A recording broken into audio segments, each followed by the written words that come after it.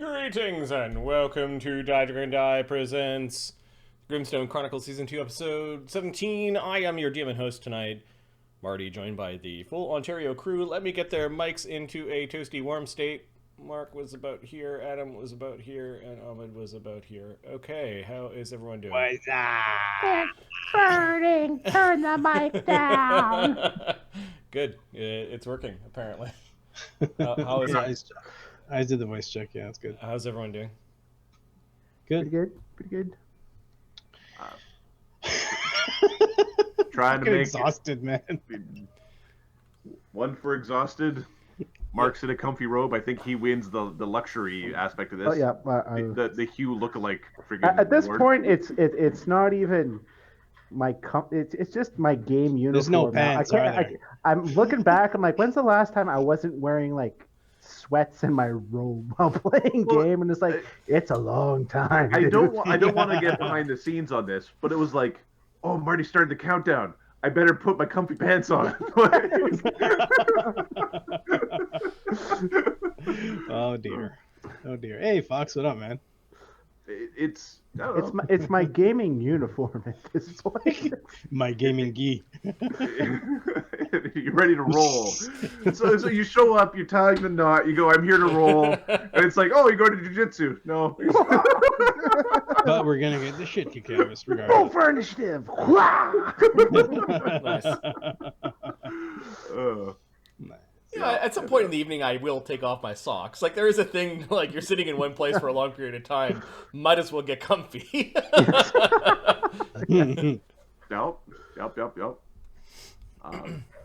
Yeah. All right, so Mark being comfy. Adam, what's up? What's new with you? Have you broken in your log? I was throwing it up for 215 for a few reps. That was pretty fun. I did do some log work, but it was like a recovery day, so I was just do some heavy ones and then go and do some shoulder pressing. I had a really good deadlift workout the other day. My upper back or mid trapezius or whatever, like the part between the shoulder blades, is feeling just burned out, which means I'm definitely using it, which is a good thing. I don't know, from the workout point of view, I'm not looking forward to my bench press session tomorrow, but, that's fine. My one pec feels a little snaggy, if that means anything. Like, the muscle fibers are sort of, were spasming a little bit, so they weren't moving smoothly. You know what I mean? Where it was, I don't know if you even know what I mean, but, it's like it have a Velcro feeling. It's not supposed to have a Velcro feeling. It's supposed to be nice. When and my smooth. muscles spasm, it means sit down. So I call the hospital when I feel that shit. Oh shit, I'm getting old. No,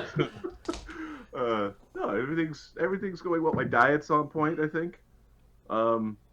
Yeah. You want to talk about diet? Yeah, let's talk about diet. Ahmed, let's talk about diet. What's going on with you, Ahmed? So, my wife thought it'd be a good idea to find a nutritionist and, get the family on track. I'm hungry. I'm eating fucking grains and I'm having arugula, whatever the fuck, for breakfast.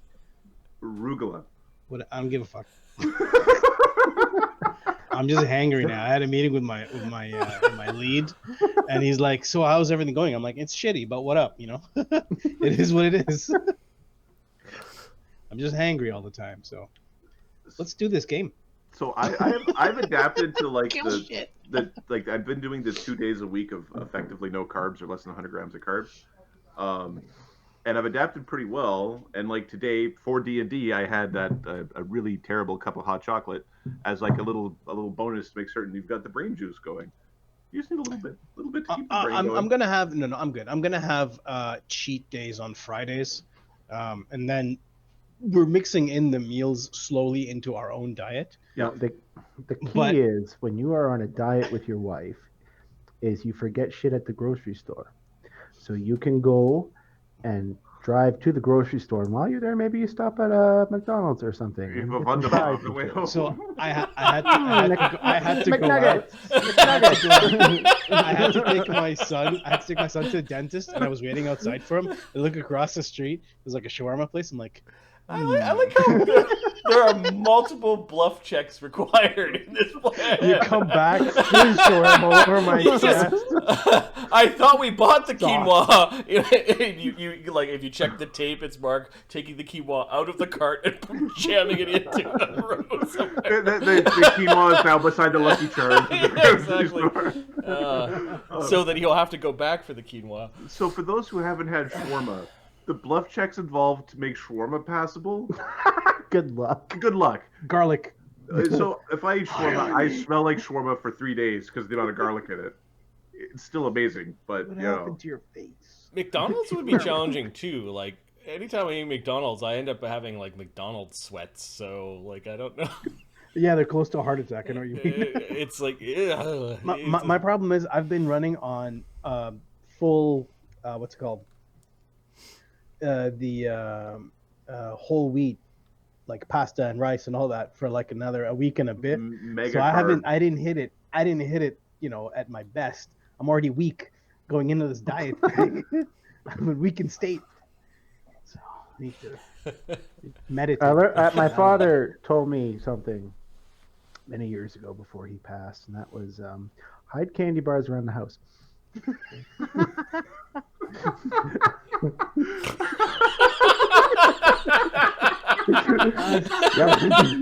I'm not kidding. Some good shit. After he passed away, we had to clean out his.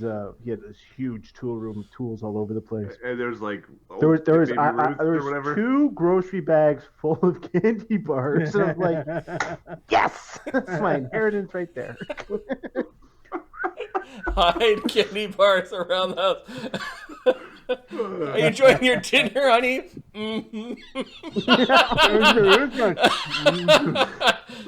Gonna go flip some laundry.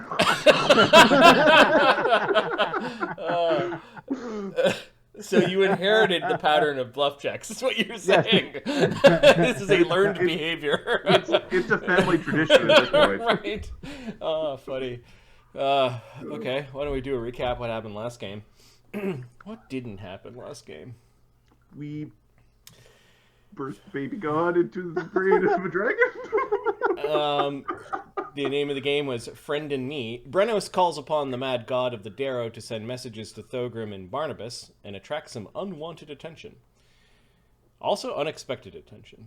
Thogrim brings news of the attack on the Monastery of the Broken Chain to Lord Deverak and the Elders of Overlook. Barnabas and Thogrim take a quick trip to Foundry to fetch a dragonling. The party, scattered across western Elsir Vale, converges on the monastery. Thogrim and Barnabas speak to Sejong Irontongue. Something dire takes hold in the old master's mind. And Brenos pulls a great sword from Thogrim's bag.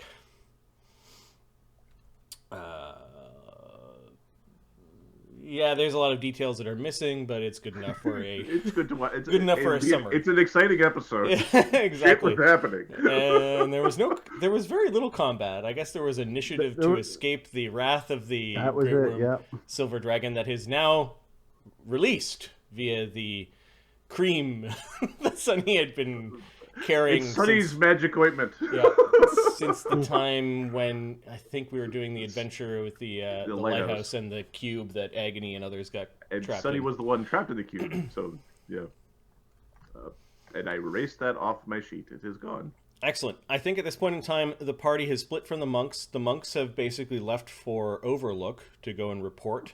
Some of them are talking about, or had talked about joining the front, apparently to go to Bordrin's Watch, where there is, where a goblinoid horde has been gathering.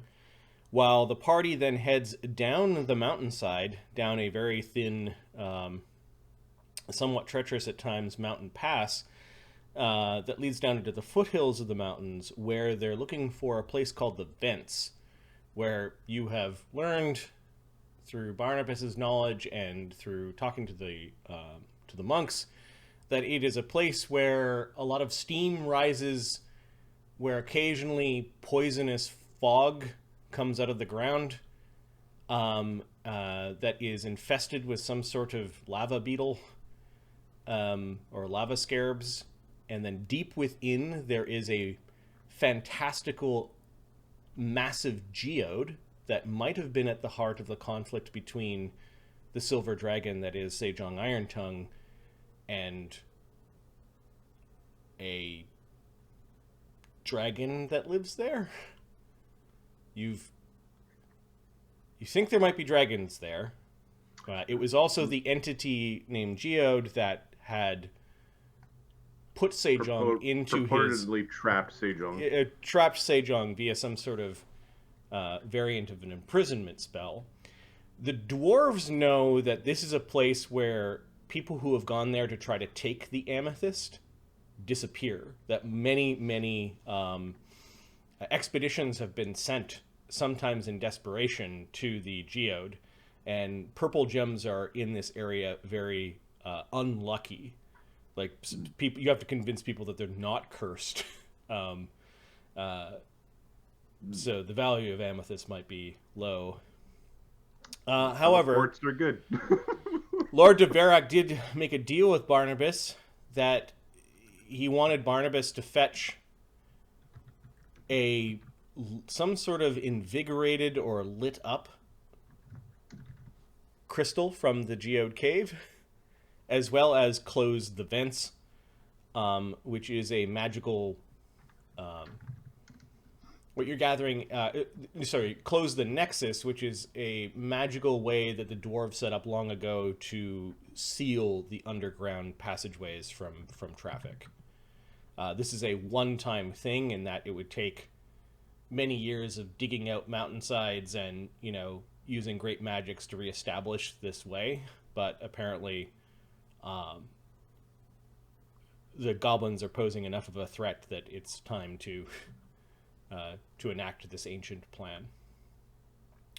Sejong was well enough to let you know where the key to the Nexus was. It was around the neck of his great familiar, who was a silver wormling dragon that some of you knew from Foundry. Barnabas and Thogrim had fetched Dewaki, brought him to this place, only to watch his master be freed and then go mad. Now it is time to walk him down the path of greed. Yeah, Dewaki was pointed towards a mountainside where he would find enough cold snow to undergo a dragon sleep. Sonny, you suspect the next time you see Dewaki, he will be much larger. Eventually, he will get to a size where, like, yep, time to roll him. How much you got there? How much you got there? Hey, his bags keep on getting bigger. Saddle packs. I thought you were going to say ride him. Like, now that he's big enough, it's like, when you're I my mount roll, now. I'm like, you're right, he's a PC now. And, I will roll his stats. Apparently, we're riding dirty and we're going to roll him. Not yet. We're going to wait till he's got enough to make it worth it. Come on. So I believe it's a few days down the mountainside. Maybe I'll just take a quick check at the Volcanica map. No. Are these mountains forested mountains, or are they like rocky mountains? They do have trees up coming from Elsier Vale. So yes, they do have some foliage. I think the monastery was above the tree line, though. Okay. So we're going down and up and Yep. around. Okay. So you're now traveling. Where are we? There's a city of Overlook. The road to the monastery went this way around this mountain, and this is higher up in the mountain. So now you're traveling down a steep valley that leads to foothills where the vents are. And that's 30 miles, so that would probably take you 3 days at normal 30-foot movement in the mountains. So what if we hustle the whole time? Now, that's at 30-foot movement. Are all of you moving faster than 30, or? Sunny will cast the spell that allows us all to hustle. Okay, so it'll take you a day and a half to get down there, basically. All right. Now, who's slow? Thogrim is the slowest. Barnabas. 30. Yeah, Barnabas and mm. and his cohorters are slow. By slow, I mean 30. Okay, so I think it's going to be way too much effort. Fulgrim is 20. Sorry. Fulgrim is 20. Okay. Yep. So we have three characters who are 30. Now I could just teleport. Like you're like, I'll see you there at the end of the day. Boop. That's. I don't know if you're 100% certain about what you're doing here. We potentially have a annoyed dragon who's cranky that might or may not be upset. Additionally, yeah, what's keeping that thing from flying out of its fucking hole and chomping on us?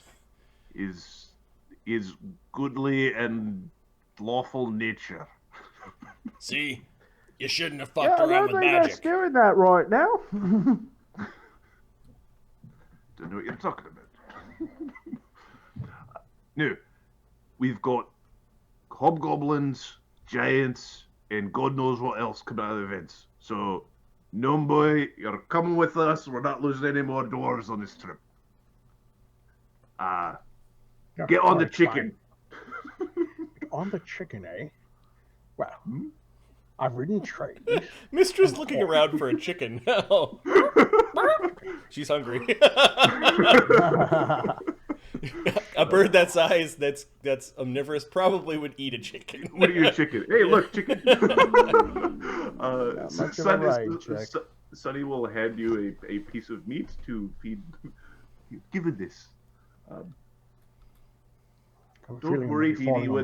Don't worry, Dee Dee. We're feeding her well. Of course. Here, chicken. Throws it at her. Yeah, she sees it and catches it, and then comes up to you for more. Sonny. Sonny. Yeah, give her another one. I don't have another one. So you'll hand you a piece of meat. Okay. Yeah. She's excited and she's following like every movement of where the meat is.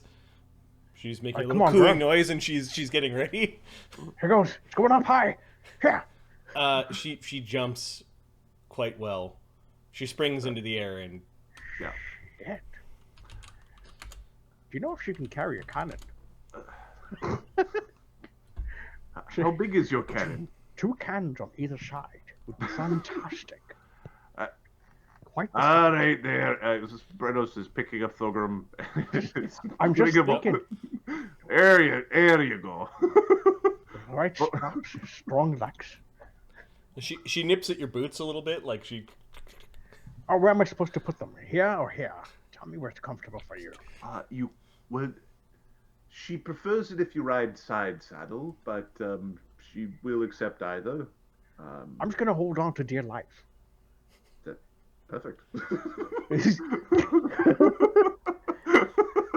Tally forth. Do you have any ranks in ride, or is this just like? This is hold on for dear life, son. This is hold on for dear life. This is a survival check. All right, so she lets you pilot her, like ride her, and more of she follows Sunny, and you're just holding on. Yep. Eamon actually nudges Barnabas and points at Amadeus. I think his backpack is alive. Is it his actual backpack or is it the... No, over the last few days, you've seen some massive growth spurts from the little creature that has been following you around since the time of Cragmaw Castle that you've called Gordon. He outgrew your belly button? Yeah, Gordon, well, actually no, but Gordon's about the size of a starfish right now, but the size of your hand. Okay. He can still fit in your belly button, though. Like, he gets really small. But right now, he's on your backpack, and he kind of flipped a little bit. Eamon's pulling out his trident, and actually is pokes Amadeus. Amadeus, you notice Eamon approaching you with his weapon drawn. No, Amadeus goes into a defensive stance. All right. We signed a thingy saying we're not doing this. Let's only have one of us fighting for the life today, all right? There's something on his back. It's golden. It's fine. What's a Gordon? Is that baby Greg?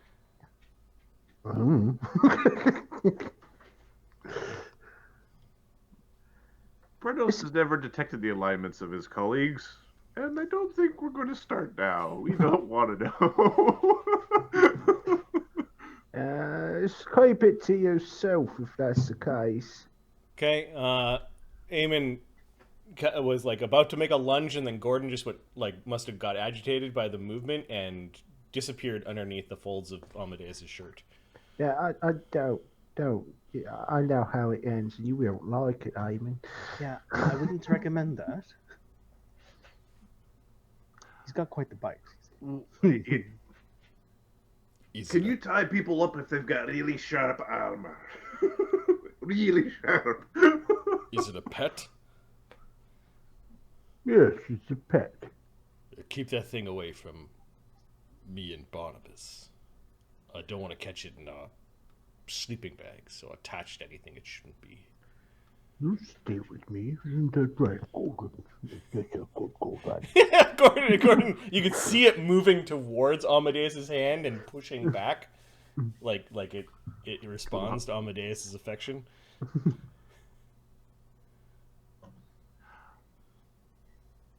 I'm officially disturbed. I would like to say that was the most disturbing thing I've seen this week, but It's not even the most disturbing thing you've seen today. that,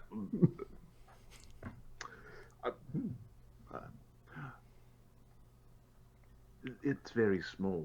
But just because it's small doesn't mean it's not mighty. Right, Dugan?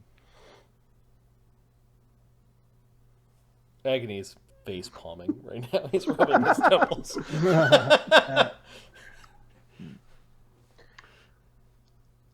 Anyway. Is this the same day as the this is we're outside the dragon, right? Yeah, This is you right guys away. are a couple of hours down the mountainside, and Okay. you took a quick break to, like, hey, shit, Thogrim's moving really slow, and Yeah, putting we him on the. we pop him on the Yep. chicken, and then I use the pearl of power to recast Tailwind, and we can go real quick. Okay, so there's a favorable wind at your back that's helping you travel fast down a mountainside. That doesn't sound dangerous. This might be Not, an issue. not dangerous at all. Nope. Okay, I'm gonna roll a percentile chance for a random encounter. We'll say, yeah, just the usual 20%. 1. Is that my roll? Yes, it is. Okay, I need a mountain. That is like the most. The dice have decided. Like, you will fight something. Modron responds, "Yes, it is your role." Oh shit. Does Thogrim need to make a reflex or just a ride check? No. To be on the chicken? Who's Nope. doing 160 or so? Or No, whatever. the chicken's not doing 160 because the party isn't doing 160. Chicken's just trotting along. The chicken's moving at half speed. What's Really the long command for stop? I usually just ask her to stop. No, don't stop. She's been. He's got his eyes closed. He's holding You could just talk to her. She's very smart. Hold on. Don't look down. Don't look down. Okay, that's me choosing She's the a- level. She's about as intelligent as a dullard. As a dullard. Hey, Brennish, we found someone as smart as you.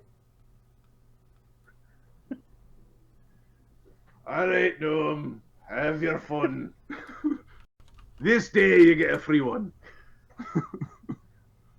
You sure it's smarty pants? Let's see. Fuck. Oh, I'm looking at the rolls and I'm like, none of this looks good. 4 of 92. 92 doesn't sound good. I don't know what it is. But there's 4 of them. The dragon had 4 clones. Oh shit. at least we're destructive on this day. Maybe I can summon the god into your So mind. before we left, when we teleported out, I said that I cast a couple of spells on my cannon, Yep. and I've already marked those. So basically, No, there's one on my cannon, really. you're moving at 30 now, or you're moving at 30 We're times moving 2? at effectively 60. 30 times 60? 2. Okay, so it's a day and a half. So basically, you roll a d3 to see when this happens. Does this happen in the first day of travel, the evening, or in the next day of travel? It happens in the same day. Right as the away. dragon. Okay. Go around the corner. I think I need. I'm gonna find. I'm sure there is a mountain, like a mountain picture that I can find. Mountain I'm going to take this pass. moment to pee because I've got a nervous pee right now because it's awesome. Do what I do. I have a jug next to me. But I just still use the bathroom.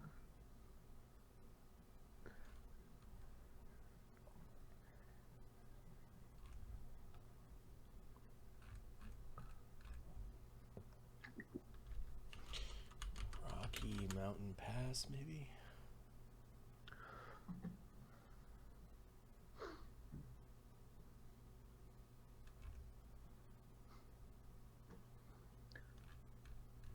It's a race of giants called people chuckers.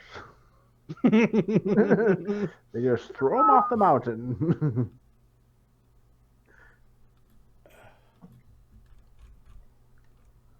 I think I had some good mountains. Give me a second.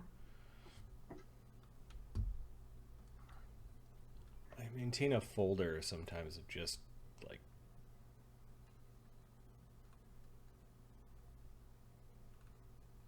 cool images and every once in a while I raid the Windows startup images because they're amazing terrain. Yeah, sometimes they really are. Never even thought to do that. Yeah. Bing, I think, uses the same library. If you go to go to a Bing, it also gives you a pretty image. Okay, I found one that's a nice image.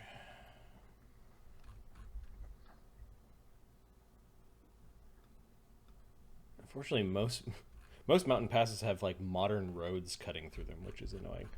It's almost like these darn humans are off doing things. And if you want to take a picture of the mountain, it has to be one that you can get to. That's the road.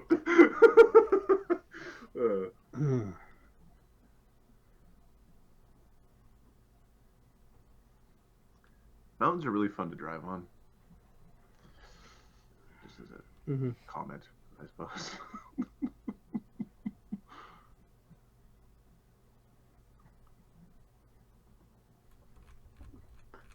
Here's what we know.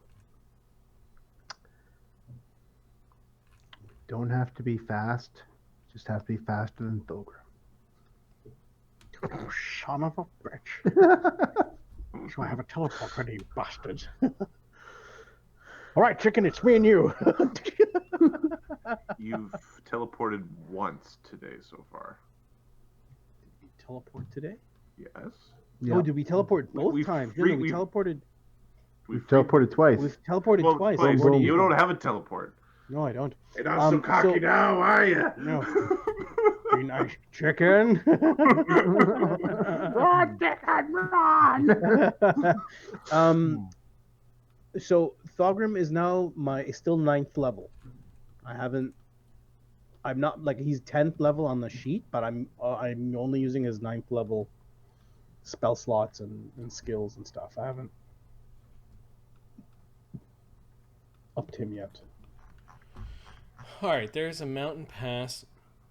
I'm going to bring your tokens. I've got them all on conversation 1, so I'll bring them over to the mountain pass.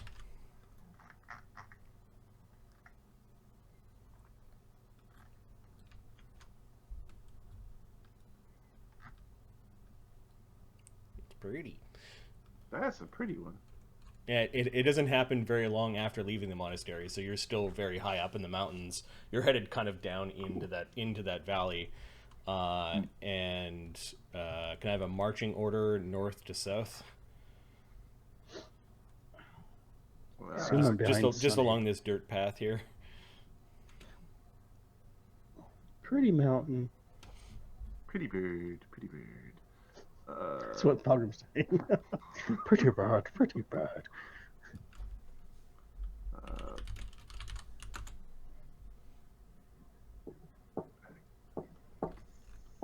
Kind of think it looks something like this. Briefly throw that's about right. fog of war, and then just so I can hide things in the margins.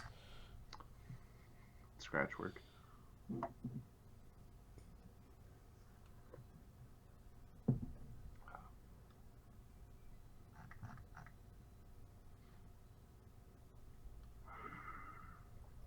Okay. Well, We might everyone might want to clear the giant list of buffs that they don't have. Oh, in their yeah, tokens. that's the. Reduce it down to the ones that you do have running. Yeah. Ooh. Which I'm suspecting looks a lot like mage armor. And that's about it. all right, Branos apparently was tying a shoe or something. Same with Eamon and Agony. Anyone who's got 25 or higher sees this at a distance. But you're guessing... What the fuck is that? Exactly. You're guessing that it's anywhere between 40 and 50 feet tall. It's a humanoid that just seems to be marching upon the sky. And it's headed roughly in the same direction as the monastery. It seems to be coming from down below. And I'm going to describe this thing as a rune-covered, immense giant.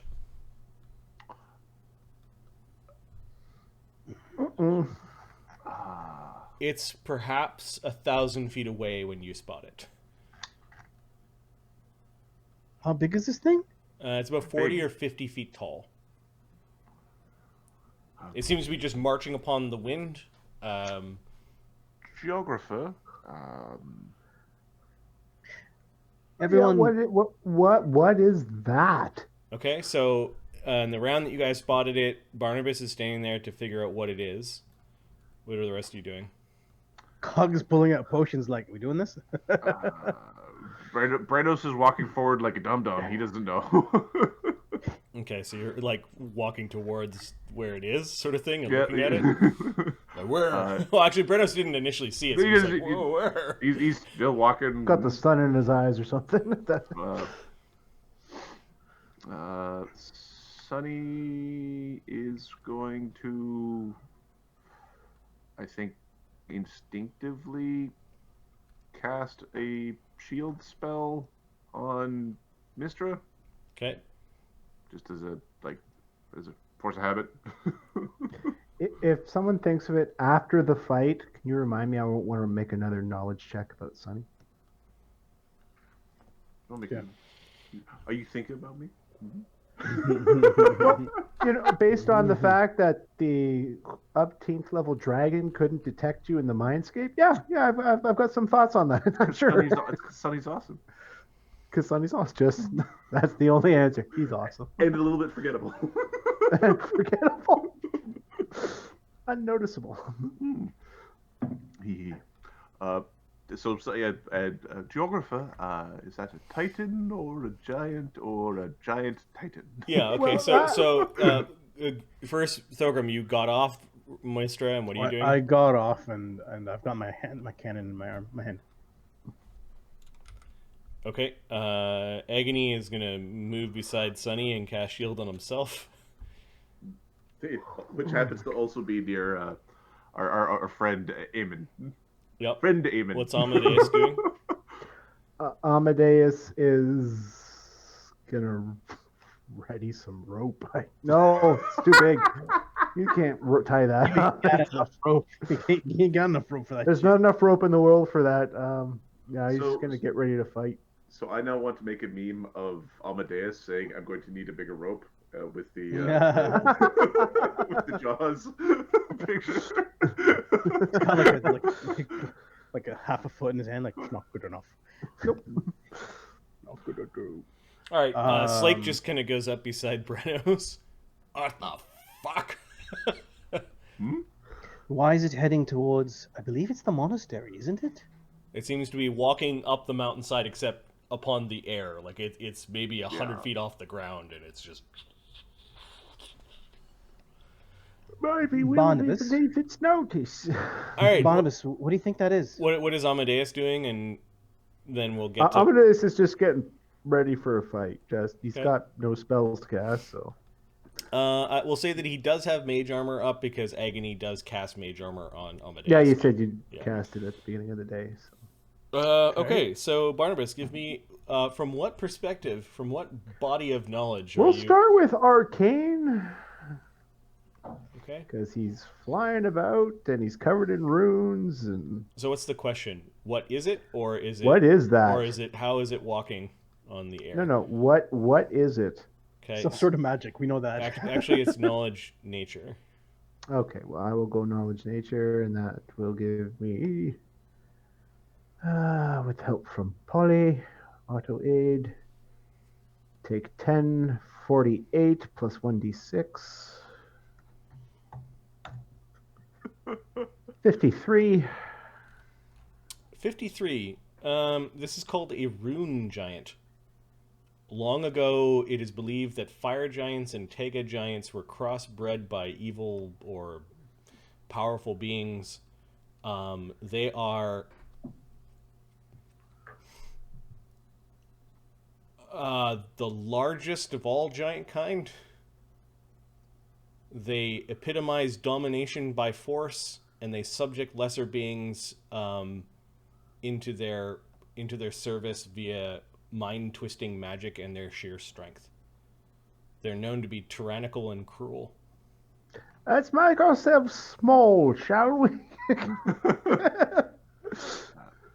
Apparently, it's one saying that you remember from a book that it's easier to reason with an avalanche than make peace with a rune giant. Yeah. Okay. Which is a frost giant saying, actually. Okay. It's a cool saying. With your 53, you know that they can walk upon air, and it's just doing the thing that it can naturally do, and that it has a bewildering amount of mental dominating magics. Like, this thing should be the general of an army, and could be a general of an army. Let's be small and not attract its attention. It's 50 fucking feet tall. Need I say more? The last thing you know is that its charms and compulsions are even more effective against giants. Okay. And that it can gleam with the rays of the sun to blind its foes. It can also, it's got some sort of horrible breath weapon. What the hell Nothing doesn't you it have said have? has made me confident about this fight. If there's a fight to be. All right, yeah. So it can just walk on there. It's a rude giant. It's as big as you think it is. Oh, someone message me. Oh shit! Yeah, no. Let's just stay quiet. Stay small. Don't look at it. Don't look at it. Look away. Avert your eyes. It's walking, so you guys split your round. It walks at 35, so it's about 900 feet away.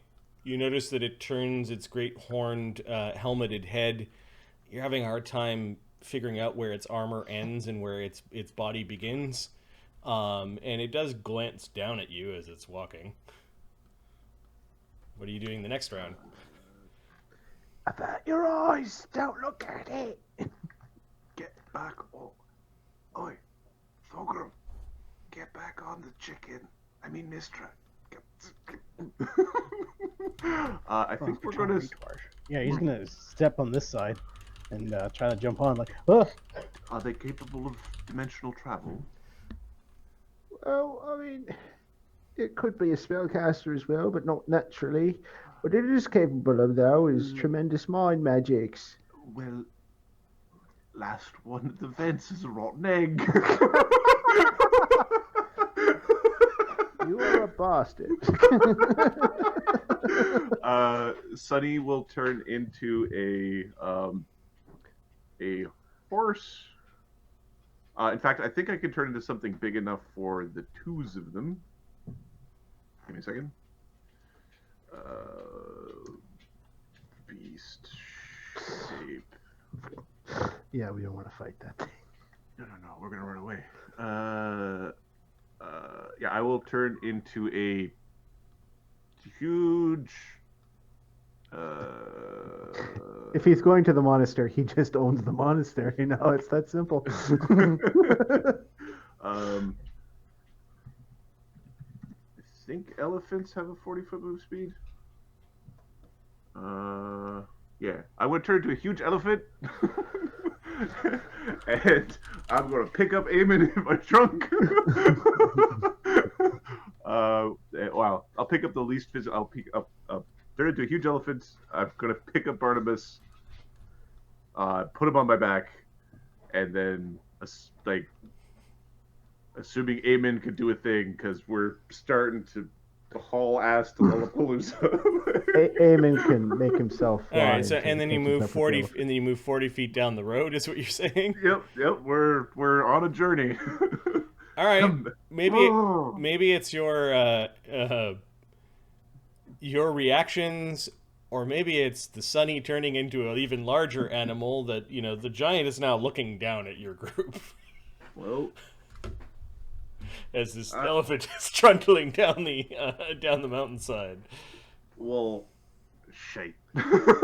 Amadeus, what Are are you we doing? trying to get his attention? What the fuck is happening up there? Does he seem to be following the elephant with Well, he's looking at the elephant now. Like his head's turning and he's seeing the. Then it seems to Amadeus it's a good time to just stop where he is and let the elephant go ahead. Agony says to me. He says to Cog and to Amadeus. You don't have to tell me twice. All right, Agony is going to Dimension Door. Hey, Brennus, you should probably. Yep, he pops and he's Dimension Dooring as far as he can, which is about 900 feet down the mountainside, like behind some trees or something. So he's taken the party further, like the road curves off to the edge, and he's got you off the side of the road a little bit. Mm-hmm. All right, Mistra is running after the elephant. Oh. And probably running ahead of the elephant. Real quick, that Mistra. Brenos, you ready for a run?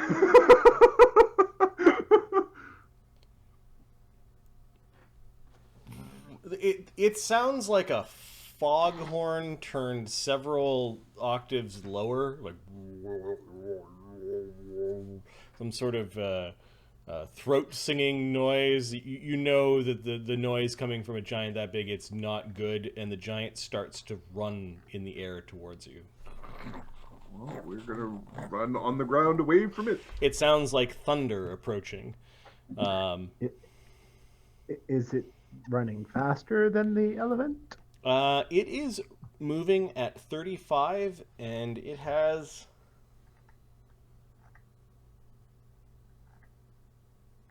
It is being slowed by the heavy armor it's wearing, so it's moving at 35. Yeah. And cannot run, I believe. Yeah, it's wearing some sort of full plate. So, Sunny. with you guys running down the hillside, and I guess Slake is following, because the cowards! That's what it's like saying. Brenos and Slake are in the back. Yeah, running down the mountainside. Brenos is worshipping that of dreams and destruction, so he doesn't have all those teleportation spells. Because dreams and destruction. No, Okay. It's gonna be your destruction. And all of the domination spells it has are close range. We don't So, want to be close to it. Run away! We're faster than you. Keep running. all right. The giant gives chase for an hour.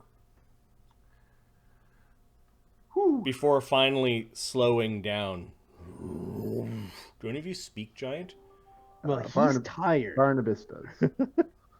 I imagine Thogrim maybe does. Yeah, I think Thogrim and Cog do. Give me a sec. Sonny Well, does. yeah, so there's people that speak it. Sonny does not, and neither does Brenos, because why would I learn the languages of others?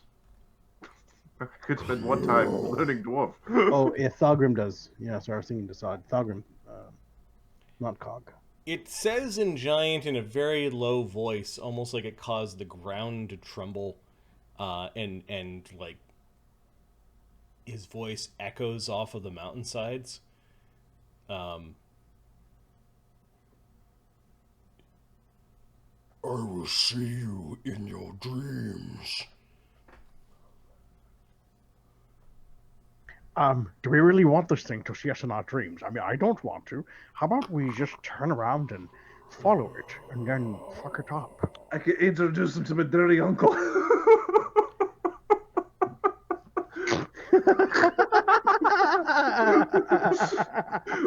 Right, because we want another colossal madman. Right. Well, you can't tell me it's not already bad. Yeah, you guys were running and you're all sort of fatigued at the side of the road when the giant might also be fatigued. Like he stopped running. Actually, aren't we not fatigued? Because of We can hustle, we can't run. Right? Running makes you fatigue still, but hustling doesn't. So we can hustle longer than him. It's the sprint at the beginning that's the problem. I don't want this guy seeing us in our dreams. I don't know what he's gonna do, but why don't we just he pulls his cannon out. hey? Because it is immensely powerful. This is the sort of giant that should be leading an army of giants. Well, we're glad there's no army here, and it's just him. So you're saying that it's part of the army? You know, the goblins and the stone giants. I'm not saying that. I'm saying it could be. And I'm also saying there's a good chance a lot of us don't walk away from this. There's a decent chance he makes mind slaves of all of us. The giant snorts in annoyance and just kind of like slaps a couple of trees out of the ground. Well, we know he And can't teleport. And then it starts to slowly walk up the way it was going. If it's a general, it'd be good to get it. But when we're prepared. Yeah, that's not the sort of thing you fight just, oh, there he is, let's get him. No, you plan that assault. So, which one of us do you think he's going to try to visit in their dreams? He's looking at all of you. He's like, well, he was elephant. Fuck, it's probably a bit in there. Guy riding the elephant? Yeah, probably. Maybe you, Brenos. Kept running. Slake. What? Big metal thing. Now, you don't slave, eh? You got no problem. Neither do you, Cog. Well, we can prevent him from getting in if you won't. He's right. If we have the right magics. Let's see. Nope, not prepared. Hey, what if we sleep inside of a rope trick? Would that affect it? Spellcraft? Is a rope trip same plane? You're not sure what spell he's going to cast on you. If it's nightmare, will it affect it? So you're saying if he casts a nightmare, can you outwit a nightmare via rope trick? Yeah, that is my question. He has to do a 35 on the spellcraft. 37. I don't think so, but I need to read the description of nightmare. I would be surprised if a rope Yeah, trick if it's that counters easy. a nightmare. Very, very surprised. So you remember... Alright, Smarty Pants, we're going to have a talk, but... I mean, What is it? my uncle is particularly skilled at that of dreams, and both getting in them and keeping people out of them. I want very little to nothing to do with your uncle. I do have a ro- mage's private sanctum, but not prepared. A rope trick will not keep you safe from a nightmare. Nightmare is like scrying, is based off Yeah. of your connection to the subject. Yeah. So hopefully, was this you? Having just seen us. Yeah, you've technically met him, but you haven't actually exchanged pleasantries or like exchanged names or whatever. But firsthand. it's better than secondhand. Like, Hmm. We don't just have a description. yep. Or he doesn't just have a description. Yeah, he's seen you and chased you for a while. Tomorrow I can prepare a mage's private sanctum. That might be able to stop it. I don't know if it does. It stops divination and detect thoughts. Yeah, maybe not. The word prevents speech between those inside and outside, but it does not prevent other communication like sending or message or telepathic communication. Sonny's giving you a shoulder rub with his trunk. Barnabas? Yeah. He just stops for a second, looks at your trunk. Stop that! It's very no.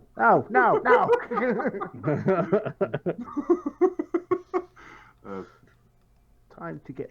He wants a good Uber rating.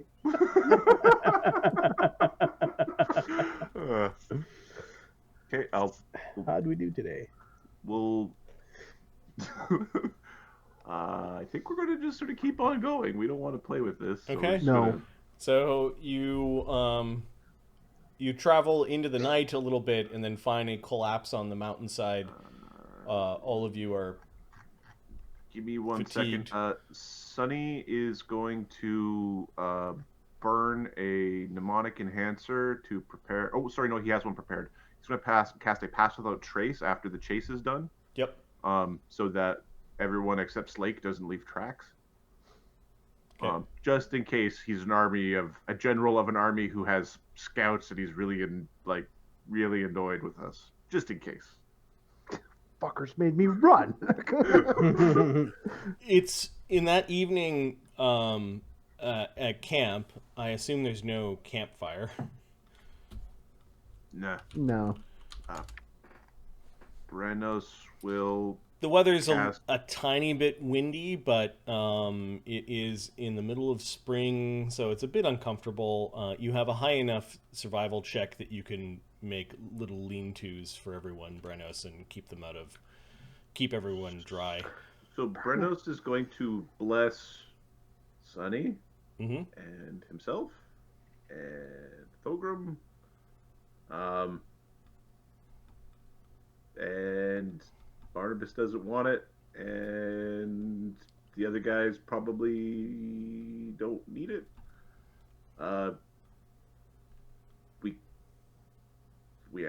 That's so with pleasant dreams. So they are immune to Dreamwalker, Night Terror, Nightmare, Dream Haunting, or other night hag similar type activities and sleep disturbances. Nice. Barnabas doesn't get it because he doesn't want it, so that's fine. We agree because we don't have enough. All right, so there's a light rain that happens. Brenos, you can't help but notice that an army has passed this way, and you're pretty sure you're pretty the other sure direction? you're pretty sure you're seeing the tracks from the hobgoblins and the stone giants that attacked the monastery of the Sundered Chain.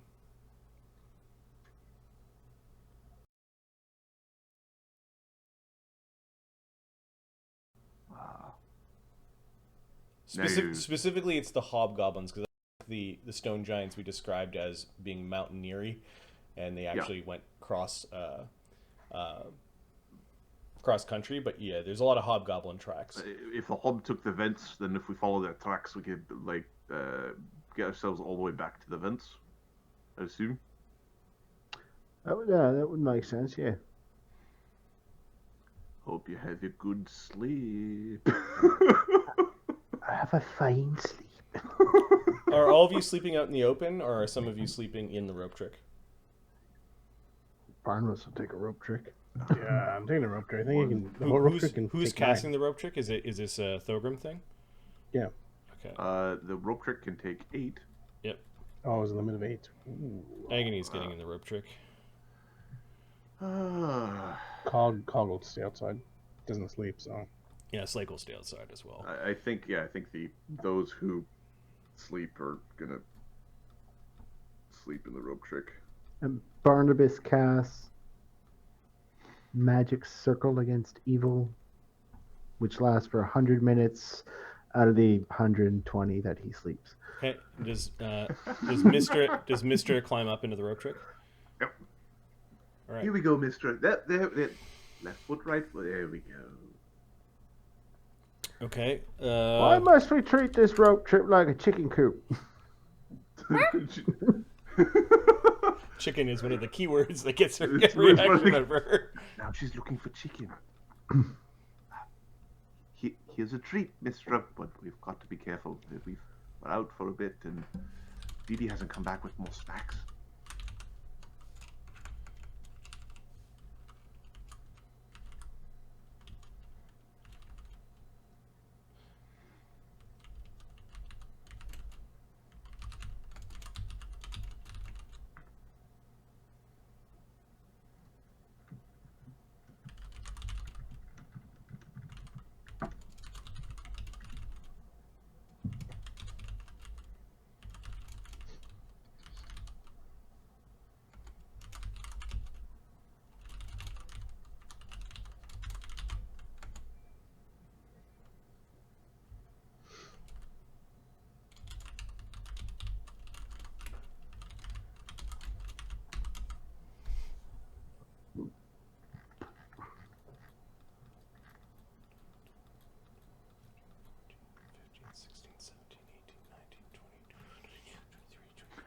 Okay.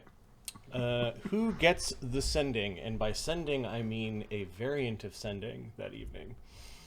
It's actually early morning when you get this. We're gonna say that the group is still in their rope trick. I already rolled the % chance to see if the sending worked across planar boundaries. It did. Okay. So now we need to figure out who gets it. Who does he think is important? There are 2 people that sleep only 2 hours. Doesn't matter. It wasn't a nightmare. It wasn't a nightmare. It's just He Oh, said, it's "I'll a see sending. you in your dreams," so we just assumed. We assume, yeah, fair enough.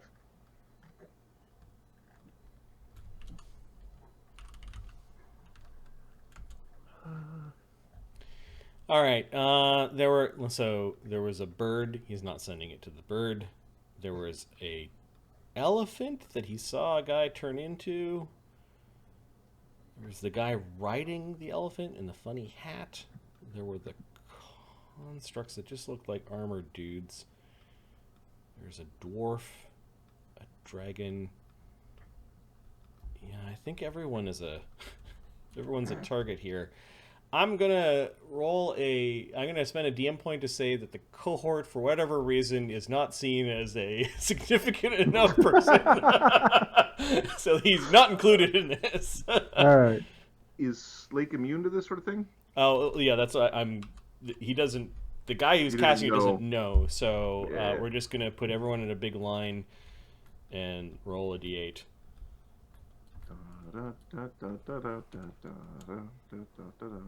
4 is Slake. Okay. This is going to be the most interesting diplomacy check I've ever seen. Come get some. Eat it. No! Spell resistance, yes, Slake does have SR up, although his SR is probably Not adequate to this particular creature. not adequate. And then it's of a type that he's not immune to. Yeah, give me a second. His SR right now is... Sendings, I think, are evocation. Sending variants might be necromancy. Depending on how it's varied.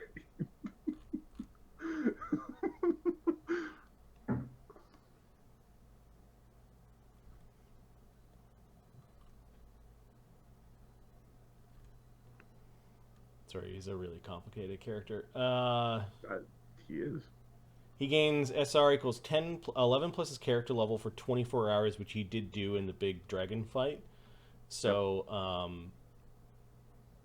SR 21, and It's gotta have like a. the rune giant's caster level is 20, so it auto succeeds. Gets a 1, rolls a 1, gets the thing. Now, Slake is immune to some magics, not all.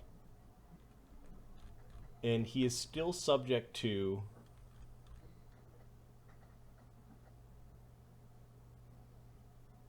mind affecting. A living construct is not immune to mind affecting spells and abilities. He has other powers that eventually will make him immune to such, but he's not immune. So Slake receives a message, and the message is like Ascending in that it's up to 25 words, but at the end of it is a suggestion. Oh no. Oh no. We don't like suggestions. And the DC of the suggestion spell, because it's a 8th circle demand spell, Is 18? 22? is 24. That's asking a lot from a fighter type. Slake has a +9 wisdom, and then he's got his dwarven resistance, which gives him a +2 versus spells, so he's got a +11 versus a DC 24 demand. Then he gets really mad at you whenever you try to cast spells and he rolls a 1. Oh, lovely. Lovely. So this is in the morning. It's only Cog that's outside. Hey, Slake, what's up? No, Slake is... What the fuck? He's here! What is it? He's... I can hear him in my head! It's probably that spell that he was talking about. I figured they were going to do it to someone sleeping, but what's he saying? He's gibbering on about something. Can you repeat what he said? Yeah. Hey, Fargrim or Barnabas throws a rock in the throws a rock up in the rope trick. Or he jumps up. Yeah. Hey, Slake got a message from the giant. Wait. Is Mr. up in the thing with you? Yeah, she was. She was up in the thing. Alright, so Cog climbs up and dumps everyone out of the rope trick as it pops. How many times you can have this conversation? We're going to say everyone has 3 non-lethal damage. Okay. As they go tumbling out of the... Good morning. Oh yeah, completely forgot about that. If you'd kindly get off of me, Amadeus. Don't blame me. Blame the Tin Man. I'm not blaming anyone, but you smell of off cheese. Hey, Thorgrim, looks like your spell ran out. Climbing through the bushes is Gordon, who latches himself to Amadeus because Gordon had to get off you, or he would have been counted as one creature. Familiars have bonds. I don't think animal companions count in that way. They don't get the share Yeah, spell power yeah. in the same way. Yep. He's in my head. He shouldn't be in your head. What is he saying? What do I do? Repeat what he's saying to you. It might be ascending. He might be expecting a response. He's in my head. What do I do? Fucking magic. All hail the Emperor. I know.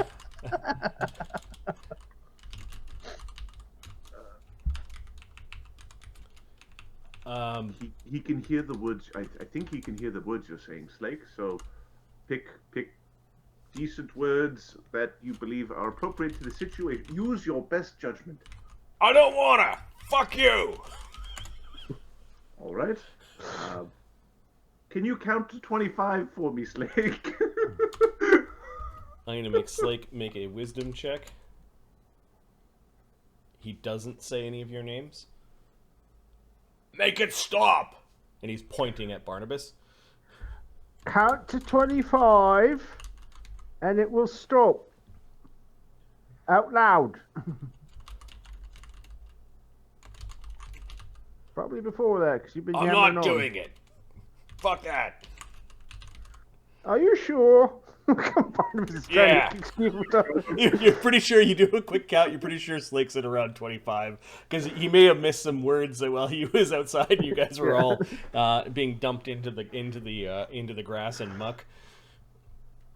Okay, I think it's gone. He said something like, "Behold the eldritch something, the ancient law, leaders of the Ord something." All right, rune giants are back. Wonderful. Behold the rune that rules, and then he told us to surrender to his general, some asshole named Tusk.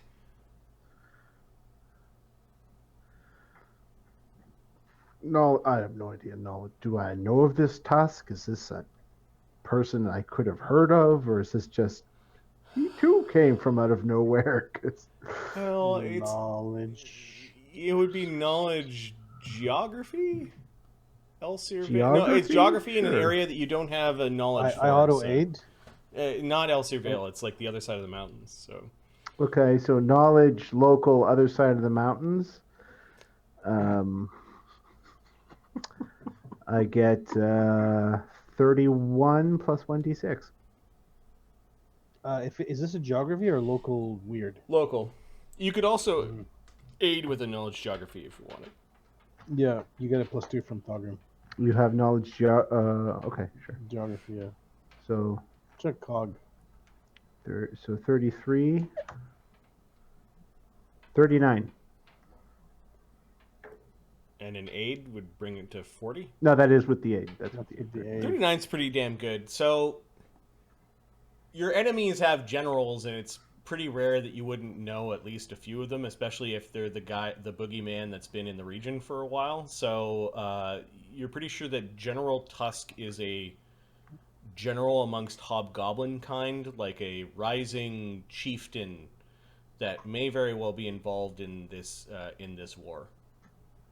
All right. Tusk is a hobgoblin chieftain, war chieftain, more likely, on the side of the mountain. We're not talking about the level of power of the asshole who is sneaking around in your backlands. We're talking about a symbol of the hobgoblin people in this area. Mm-hmm. Okay, yeah. But no, he's a hero type, like us. Yep, and he's successful because he has a small band of people around him that are just as powerful as he. Damn it, he's an adventurer and pals around with adventurers. Shit. Worst case scenario. Are these rune giants beings of law? You told me they were evil. Yeah, generally they are. They're the ones that like bring order to dominate. Yes, they are tyrannical, in fact, with their love of law. Evil and orderly. Well, he's not talking in my head anymore, and I've said more than 25 words, so is it gone? Yeah, it's probably gone. It's probably ascending. Fuck. Fucking magic.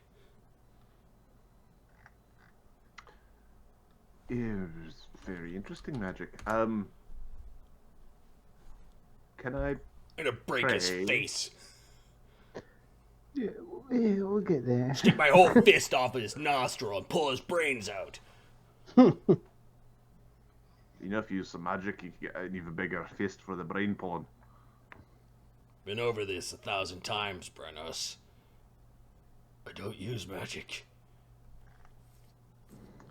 It will be even more impressive feat to Well- pull his brain out of his nose then, wouldn't it?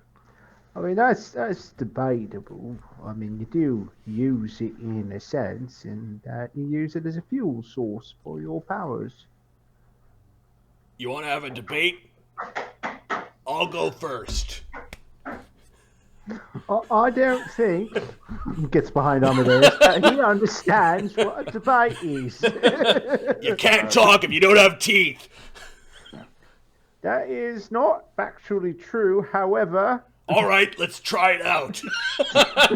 He takes a half-hearted lunge towards you. No! We have rules against this. Makes a compelling argument.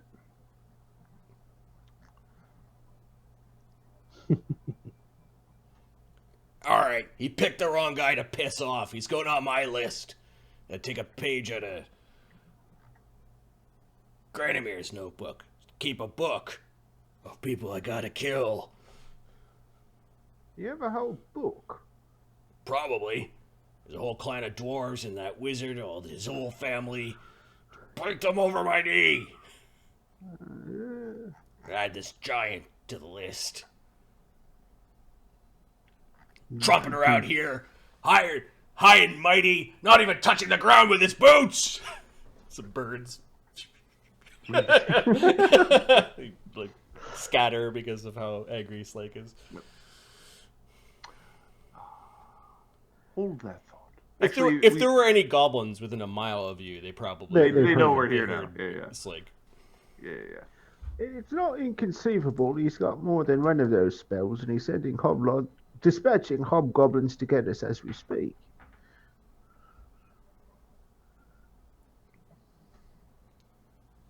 Very well could be. Fucking show you surrender. Damn.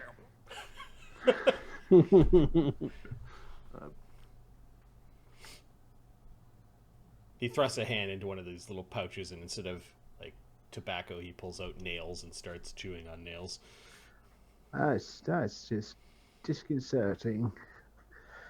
At which point he pulls out tobacco and lights a pipe. Very how it's supposed to do.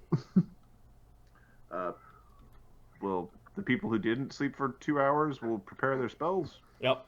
Yeah, those that don't have the fancy rings. I think we're going to worship Henseeth today, I think. Who's hand? Give me a second. Henseeth. War carousing alcohol.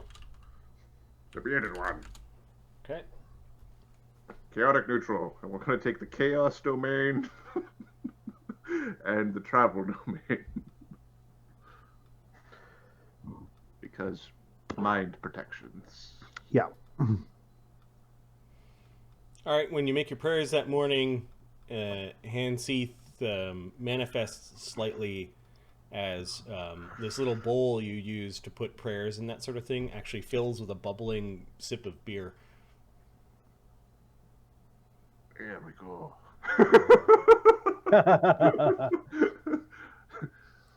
You always tell me just what I want to know.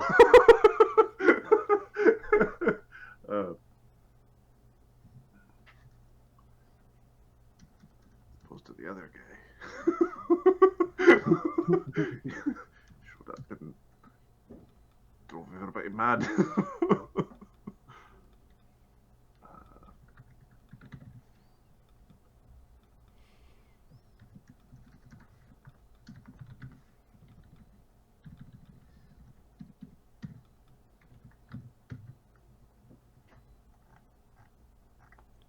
You know, that was in his lore.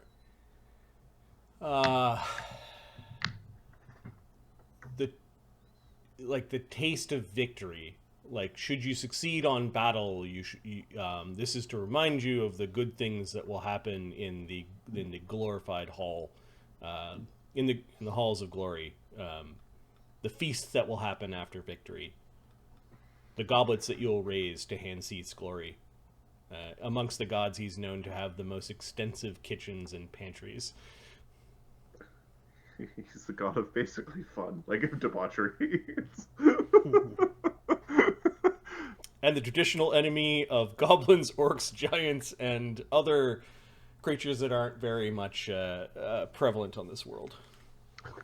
He's the god of guys getting drunk in the backyard and going, this guy's fuck them. Let's go fuck them up. Dwarvish hooligan god. Yeah. Yep, that's exactly what he is. Worshipped by Have brewers, a barbecue, get drunk, go get in a fight. dwarf barbarians, and dwarves who charge headlong into battle. That's what we're doing on this day. Okay. So, feel confident in my selection. I think this is the epitome of tonight's adventure. So add your faith points towards chaos, and I think it's all chaos. So add your level towards chaos, and we'll see how that goes. All right. Yep. I have 10 chaos. Yep. Which is affectionate, a nice blue color, actually. It's surprisingly... And then if you remember the gods that we had before, so all of the evil has been expended. Like the evil that you gained, the evil points that you gained by worshiping the evil god, fully manifested in a way that shouldn't have never manifested. So you have. I've expunged myself of my current evil debt. You are exactly. You have, in a weird way, acted like a vessel and conduit for something that should not be. And then the god you worshipped before that was the travel dude. So you can add points for Vergadin, I believe. I did do Vergadin. And then points for a Bathor before that, just to represent the things that you've been doing. So Vergadin, I believe, is true neutral. Okay. So I guess manifest neutral. Yep. And then manifesting more evil. And then split the evil against the law. I think a Bathor is lawful evil, unless he's neutral evil. A Bathor is neutral evil. Okay, stick it in evil. I've got some extra happy fun time evil points. Yep. I need to worship more good people. You need to spend some time like, hey, Morden, I'm sorry I haven't been paying attention to you. So before you prayed to Vergadin, you had 10 neutral and 10 evil. We're going to say the neutral can be spent to center yourself, but you've got nothing to center it against, so it's a 2-to-1 for neutral. So you could burn 10 of your neutral. 10 neutral to get rid of 5 evil. To get rid of 5 evil. I will do that. Okay. So we've got 5 evil points in the tank. And we're going to have a chaos problem if we're not careful here. I think the chaos domain today. We are playtesting live with rules that we are sort of making up on the fly. We've already talked about them a little bit, but we wanted a way similar to the way the Professor in the Titan's Gift campaign is slowly succumbing to chaos and evil. We wanted a way to track that, especially for a priest that worships the Pantheon. A priest that worships the Pantheon should be kind of giving love all around the Pantheon, not just on one god. So what we're trying to do is figure out a system where the gods can manifest through Brenos, or Brenos can ask for God's favor, basically based off of how much he has spent time in the alignment camps. So, yeah. And it really, it really actually should just be a cross. Like the chaos and evil isn't specifically a thing, but right. It could just be a cross. I got the grid there, yeah. But I got the grid because I eventually think I'm going to add a little highlight to say what are you on this day? What are you worshiping? Yep.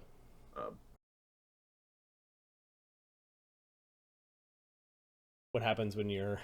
It's what happens when you're a powerful character. Yes. The gods start to take notice.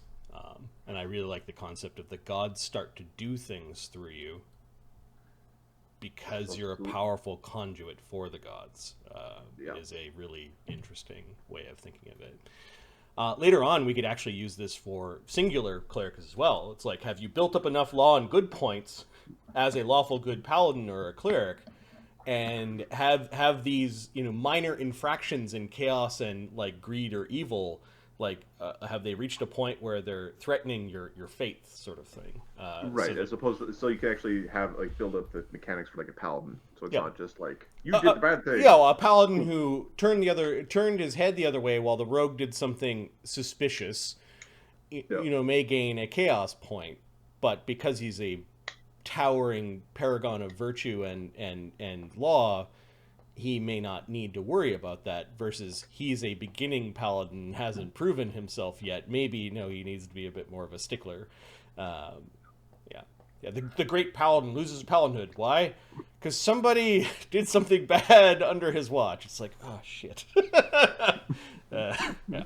So I think there's a mechanic here that could be both fun and useful. This is leaning into alignment, not leaning away from alignment. This is like otherwise us totally going, no, we're going down Alignment Avenue and we're going to make it a game. Like... Right. Because it's very easy to go like, well, alignment doesn't matter. You're a Pantheon priest. So I'm of the opinion, because D&D is pegged to the outer planes, and the outer planes and gods are actually really important, and those are aligned along the axis of alignment, that alignment is a thing. Like, you can play with absolute evil because it's a thing that exists in the planes where, bad people go after they die, and there's gods that manage that power. And so, like, in a multiverse where that's a thing, there's a physical thing that is evil. You could distill out evil and go, this is evil. Yeah, a quantifiable thing. Yeah. Or because your soul is mostly evil, you go there. Like, there's a rule. So having that reflected somehow on the prime is the way I'm leaning. Yeah. All right. Yeah, unless you take one mythic power, then you're like, I don't play by these rules, which is fine. You spent power on it. Yeah. This makes that power more meaningful because you're actually spending it to disengage from a mechanic. All right. The excitement that morning of being dumped from the rope trick and having a rune giant general or overlord in Slake's head fades to a grim determination as there's sort of a misty rain that makes the slope down into the foothills quite slick. It is generally a path, though, so aside from occasional slipping and falling on a road, there's really no... We're going to cast a Find the Path again, so that everyone except for Slake leaves no tracks. Pass without trace, you mean? Yeah. Yes, not Find the Path. Very much. Pass without trace is the one I mean. Okay. Brenos will follow the tracks of the army, so we can lead this back towards the vents. And are we using the wind spell still? The wind at your backs? Okay. Yep. Barnabas is helping you follow the tracks. In the book, I want to say, from your practical experience, how this is done. Are you worried that you're talking to me, uncle? It's not from your fucking uncle, I'll tell you that much. Are we expecting to go into the vent today? Oh, if we're fucking lucky. Yeah, if we're lucky, we will, yeah. Why? How are we going to handle the poison? I will cast a spell on you so that you can not suffer its effects. That's one. Right, as long as you've got enough for all of us. I'm assuming you have something for the Beatles. Just pulls the rifle up.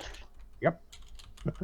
Yeah, the little things, swarms. You said they were swarms, right, Marty? They were called lava scarabs. Yeah. Yeah, the lava scarabs, the giant things that you shoot like a fucking deer. They're bugs. Big bugs.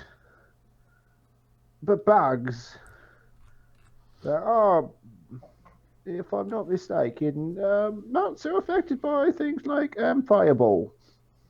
Okay. Brenos, you find that Barnabas is a walking encyclopedia about survival with a plus 39. It was a big book. He is able to add commentary on every single clue that you find with your plus 22. Adam, there's a message. Can you get rid of it? Thank you. Thanks, buddy. Thanks. He's your geographer is quite impressive, and you wouldn't. Well, While he doesn't yeah, look that way, he could easily be left out in the wilderness by himself, and he'd like survive. do you want to fucking do it? Is this a request? If you want to stand out here and follow the tracks, No. This is I told you it was a hobnail fucking boot. I don't care what size it is. I don't care the guy's got a fucking limp. It's a fucking hobnail boot going that way. Guy's also already left- dead. Doesn't matter that he ate spinach for breakfast. and he's left-handed. All right, so you do find hobgoblins that continue to kind of walk the way that in the opposite direction that you're headed. This is the forest, but you start to find the signs of small goblin camps. Not hobgoblin, but goblins. Like, they are in this region, traveling in groups of 6 to 12, and they are basically trying to live off the land. You find some signs of them hunting rabbits or leaving snares for rabbits. Yeah, this is the type of activity that you'd see with hunting or war parties, where they're foraging for food as they go. You expect that there are goblins there are goblins in this at the base of this valley. We've got general risk around here. Goblins pretty much everywhere. Whether they be hostile, do they?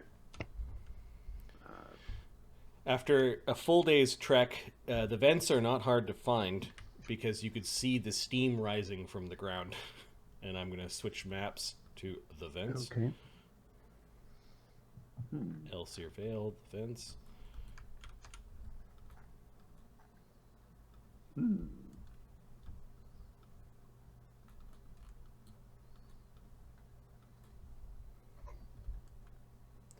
A group of strangely encrusted boulders where there just seems to be steam or smoke coming from the ground. Those that are the geographers or have knowledge know that there are many entrances and caves all around this area where it looks like vegetation doesn't grow that lead down into the earth. You could also smell it. Every once in a while, there's a crosswind that kind of blows up the valley trail that you're traveling down. The smell of sulfur. Interesting. You also notice that some of the brooks and pools in the area are actually acting more like hot springs. During your trip, when you were traveling really fast, there was about halfway down. It was close to where you camped, but you unfortunately didn't know exactly where it was. There were hot springs pouring into pools that people cut out of stone. It might have been a really nice place, and they're like shrines to the dwarven we gods. could have went to a spa. You could have gone to a spa, like you found the place the monks talked about, but it continued on. There was nobody there. It didn't look like it was defiled in any way. Vine-covered dwarven statues, and the spas were large enough for giants, so it may have actually been carved by stone giants beforehand. It's gotta be embarrassing to be that one dwarf who drowned in a spa.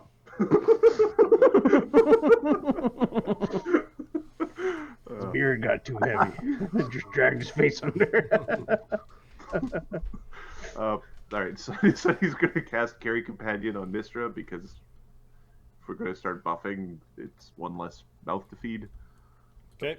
Yeah, you guys are about 200 feet up, still along the forested trail, but you can see the several football fields of this weird white kind of encrusted rocks, and you could see some of the separation of the rocks where you could actually go in. You could see tracks all over the place. Goblins are it's like they're pouring out of this thing like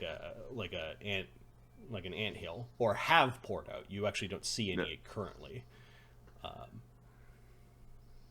All right, so lots of vents in Wigu. How steep is this? Let's scout out at least the first bit of the vents first before we just go plunging in. Oh, we know there's an entire goblin wall camp behind under there. Entire goblin war camp would be a problem. It will be a problem.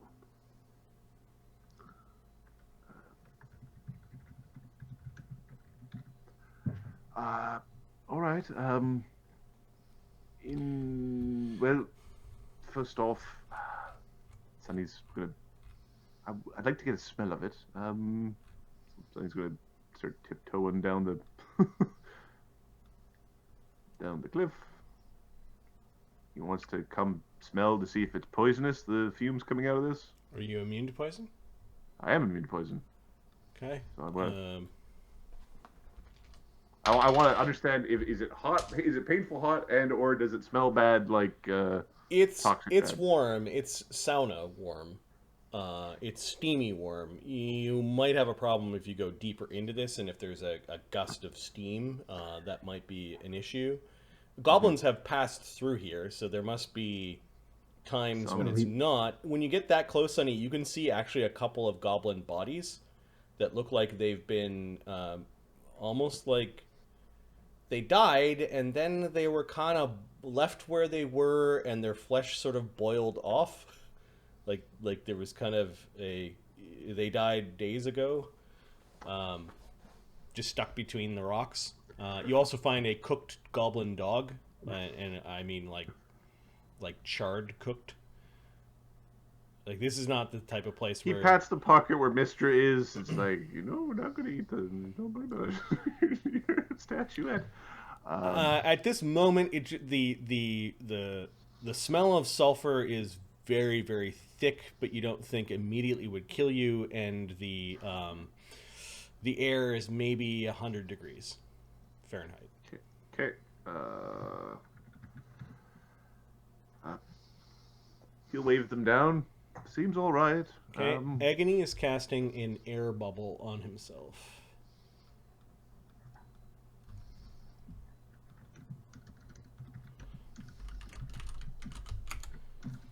He does have a page of spell knowledge that gave him this spell, thanks to Dee Dee. It only lasts for a minute per level, so actually he's going to wait. All right. Air bubble? Yeah, it's not very long. Who all of you need to breathe? Slaking. Yeah, I do. just about everybody's hand goes up except for two, I think. Okay, right. when you approach Amadeus, Gordon doesn't like the heat and secures himself on the inside of your navel. Oh, fuck, that's disturbing even for me. I don't want to make saving throws.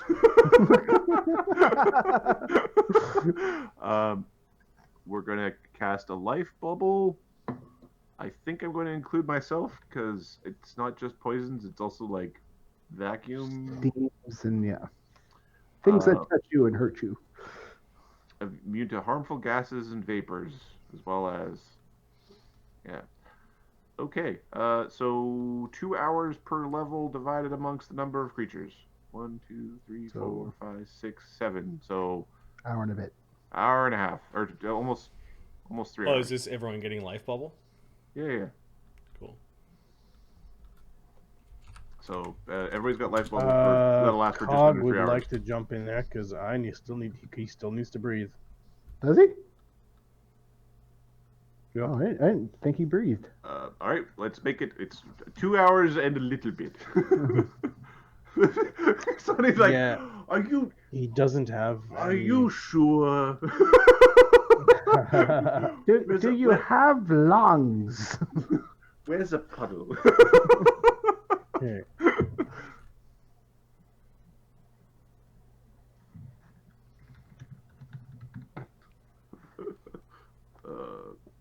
Okay, everybody can put life bubble on the token. Okay.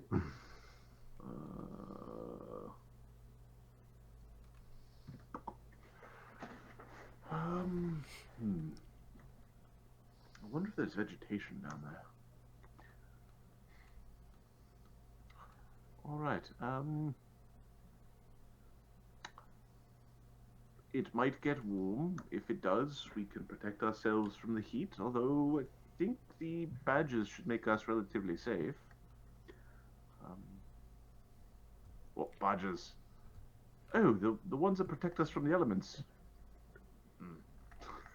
Yeah, Agony's protected from the elements, at least enough from heat. Heat is the concern here. Yep. Eamon Woe's got resistance 5. Resistance fire, okay. Cog, do you still have your Steelrose pin? Yeah. Amadeus has his still.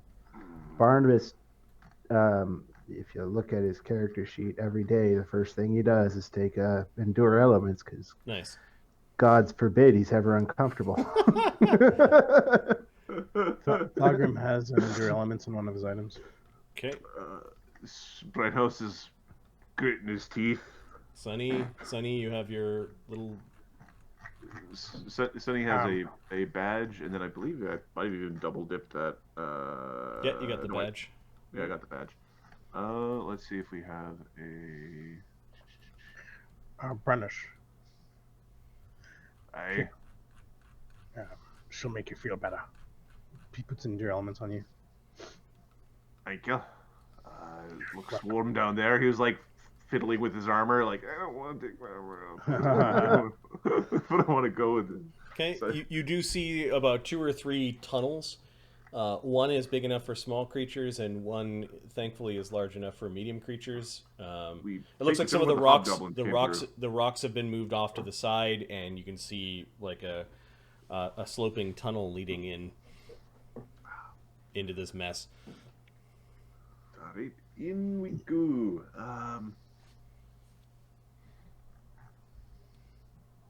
Yes. We should go. We should be careful. I kind of feel like I should take the form of an elemental just in case. An air elemental, perhaps? I was thinking fire, personally. How far down does it go? Don't know. From Well, your what- previous discussions, you know that it goes. If you go really deep, you end up potentially at the Amethyst Cave.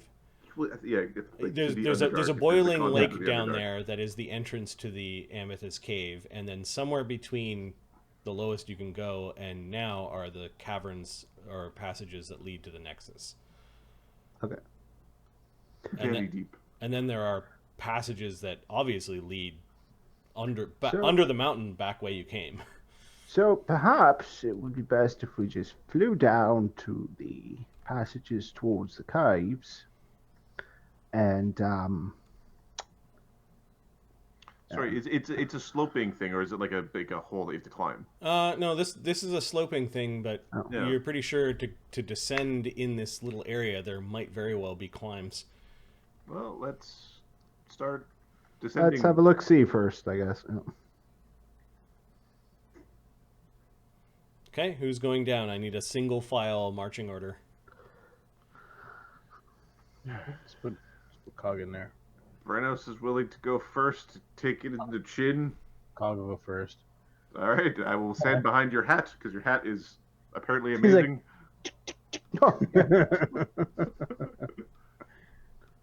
Let's make sure I have Sunny wants to be beside Eamon. Single file Okay, line. Cog So gets there we defensive. There we we go. go. He has Yeah. mutagen on. Thogram, where are you sticking in here? Thogrim is There you go. That's a good spot for you. He's gonna drop a cannon in the middle of the freaking he's like, I'm probably not going to be using my cannons very often here. Got probably a lot of hit and run, so. You remember what happened last time you found that bloody thing in the cave? I'm not firing it here. Maybe down deeper. He is only for a week. Needed to see a priest.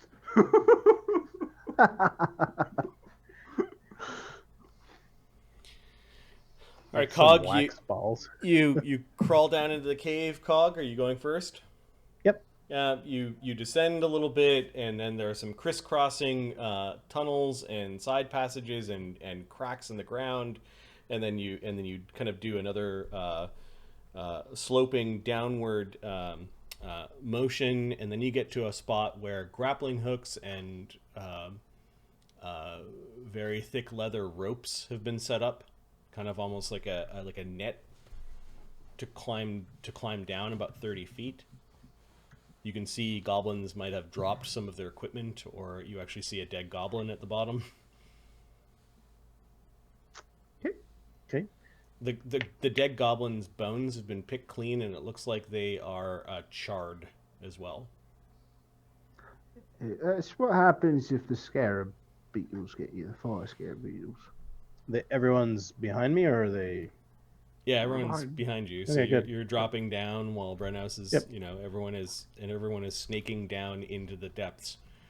You do find different ways to go. It is a maze down here.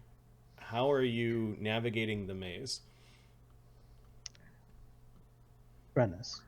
Survival checks. Mm-hmm. Okay. And where are you trying to get? To the Nexus.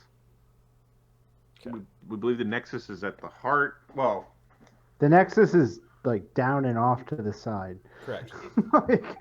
yeah, it's a magic, but it's like a magic key that shifts a bunch of tunnels. Not all the tunnels go through the Nexus. It's not actually. Yeah, exactly. Yes. So it's one of those. It's not like we're gonna get stuck down here. I think for a little bit we're following the hobgoblin tracks. Like we're following that army. I think is okay. So give me, Brennos, give me a survival because you're kind of separated from Barnabas. I'm only gonna let Cog and Amadeus aid. Okay. That wouldn't expect much. Can Barnabas do one on his own then? Survival. You could track after the fact, I guess. Yeah. Cog Yeah. aids. Oh wait. Auto aid from Amadeus. Amadeus as well. Yeah. Cog aids as well. 33. All right, you are able to find. You actually avoid where some of the goblins may have been trying to explore this place. You find more goblin bodies. Like one of them looked like he might have choked to death. Bredos very dryly goes, dead end.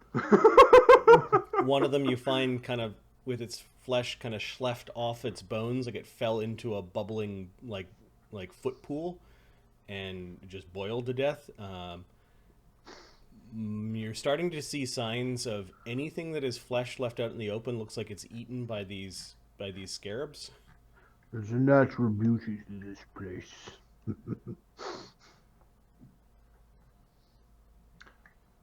Does anybody need light to see? Barnabas has a light spell cast. Okay, that's good enough for me. And I think Cog might also need it as well. No. Cog is an elf. Dark vision? He sees in the dark. Yeah. Dark. Elves? Elves don't have dark vision. Give me a second. I think I'm not saying you're wrong. I'm just saying that your justification. Your construct form might have it, but elves don't. Dark vision, Gearforge. Yeah. Okay. Gearforge. Okay. Yep.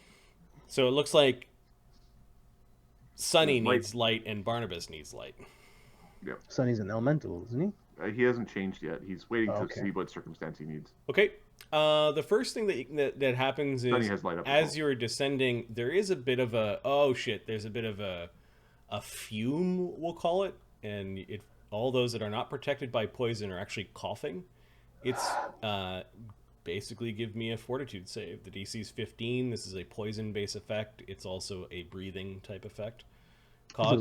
Is it life bubble? Life bubble protects. Oh, everyone life from bubble. it. Okay, so you notice life bubble as there's this fume. You don't smell it, but you see the life bubble flare up a little bit. It ripples through your party. Like, you don't have Thank you very much, Sunny. You don't have to make DC 15 fortitude saves or take 1 con damage. Oh. So here's the thing: if Sonny's ever hunted by the Empire, he's gonna hide in this cave of Farcast and just be like, "This is my get domain now. I'll be the crazy wizard in the fart cave." Now,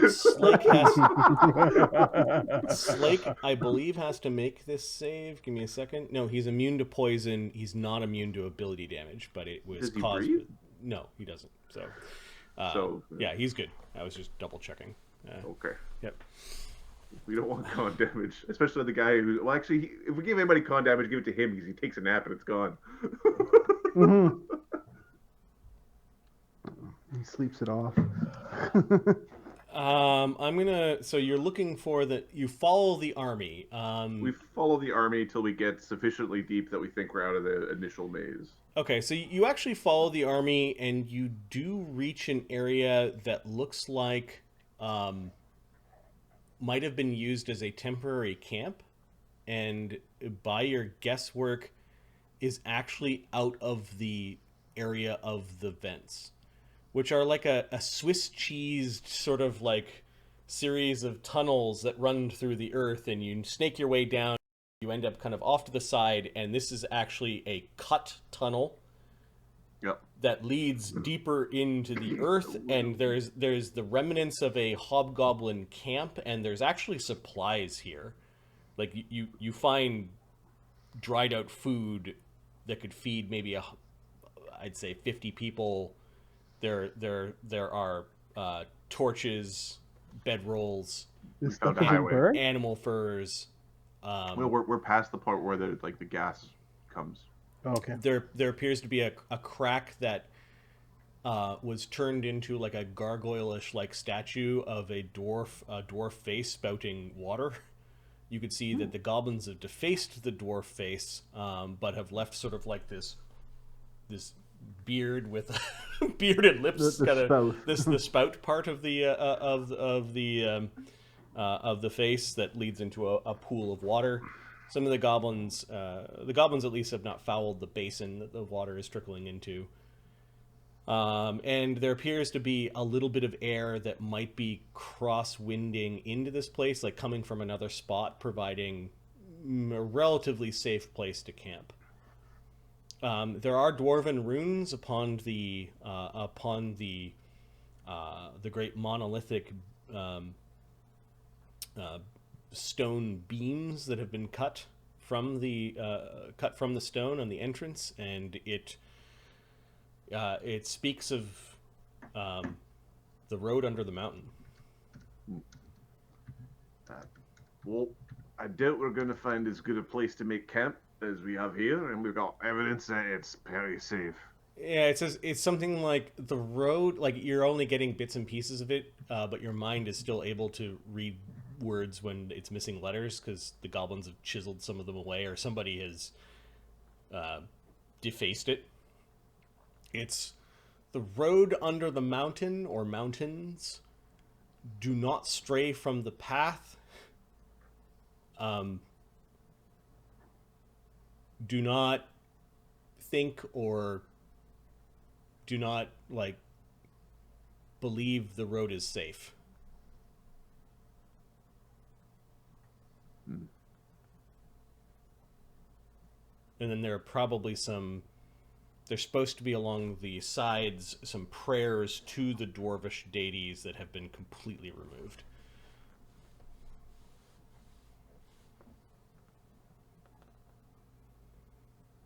And then goblin shit everywhere. I don't know. What's behind the goo? So you're probably, I don't know, 300-400 feet underneath the ground at this point. Are we planning to make this like a base camp to explore further, or rest here and move on, or? It's good to know that this place is here, says Agony. It's a safe place. I don't know about making it a base camp, only because obviously the goblins have figured the same thing. Well, do you want to make a base camp up there? Yeah, fair point. Wow. Geographer, do you have any of those geographing spells that would map out the area for us? No, that would be a cartography thing. Fair enough.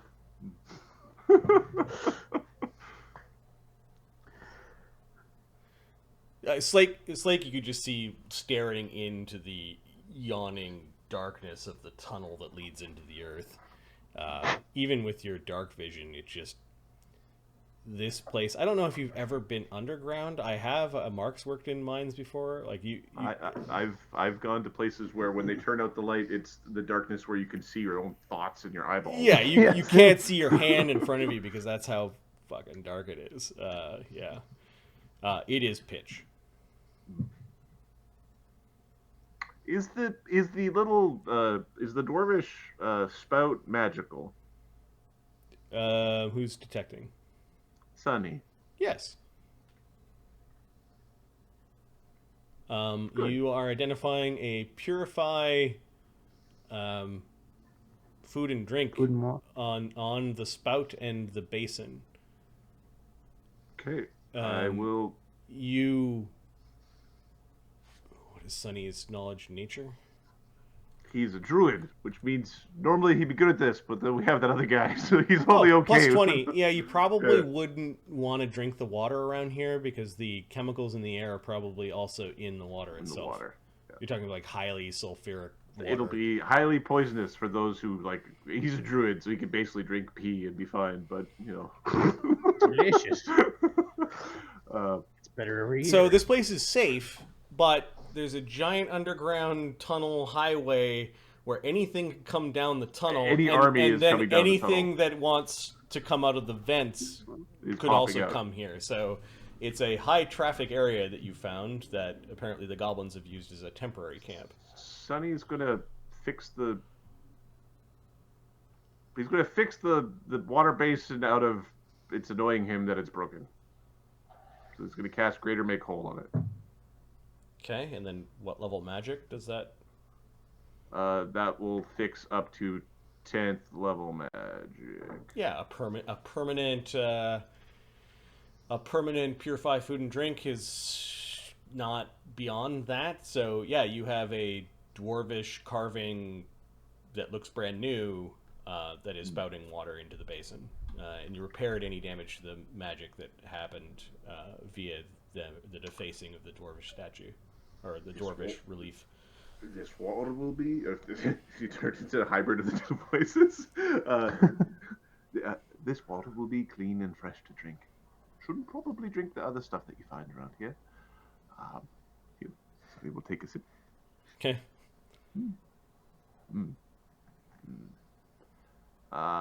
It's affixed to the wall, correct? Yeah, it's like a relief carving of a dwarvish face. We may or may not take that all the way out. Sunny knows the source of the water isn't the statue. It's like the actual. It's just purifying water, like water that's running through it. It's like a spigot. But you could take it and use it in other ways. Yeah. You'd have to take it in the basin to get the full. Yeah, it doesn't produce the water. It just cleans it. You found a magic filtration system. I found a Brita. That's fine. Right, a magical Brita. As long as we can come back to the Brita, we're good. It's one of those things where you're looking at this defaced magic thing that's just in the middle of the room, and it's just annoying. So we fix it. The vents actually make noise. You think as the temperature slowly changes, there's cracking in the rocks, and then there is a slight whistling from the wind. It's like you were traveling into a blast furnace. So there is noise that seems to permeate from the vents themselves. You imagine this place doesn't smell very good, but your life bubble you are glad to have. This took you about 40 minutes to get down here, through all the twists and turns and false leads and climbing and crawling, and you did follow the path to where you think the hobgoblins came from. These hobgoblins came a long way through a very scary passage to die at your hands. There are more tracks than just the force that went to the monastery. Brenos is estimating with his DC 33, 4 or 5 times that number have passed through here. There's at least 3 or 4 more forces out there. He pulls out the sword because we don't know what it does yet. So Okay. we're gonna whack something with it eventually. We're gonna point it forward. This is the way we go. Is there anything of? What is the next closest either town or important site that they could have gone to? Hello? Fuck off. No, there's a voice that comes from the sword only Brennus hears this. Okay, I was gonna It's a vaguely feminine voice, kind of huskier than Marty can pull off. There's a voice. It almost has a musical quality to part of it. It's also speaking in several languages, only one of which Brennos knows, which is dwarven.